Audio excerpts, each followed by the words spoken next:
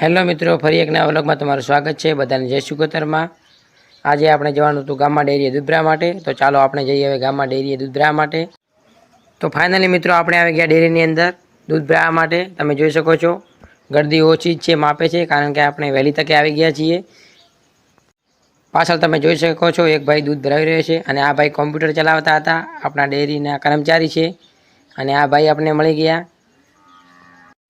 આ ભાઈ કે મને અને મારા દૂધને પણ વિડીયોમાં તમે લો, તો અમે આ ભાઈને પણ લઈ લીધા। તો ચાલો હવે આપણે પણ દૂધ ભરાવી લઈએ।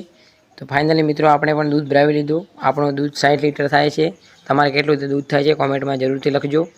તો પછી આપણે દૂધ ભરાવીને આવી ગયા માતાજીના મંદિરે દર્શન કરવા માટે। તમે પણ દર્શન કરી લો, શ્રી સતી શિવગોતર ધામ ચારડા।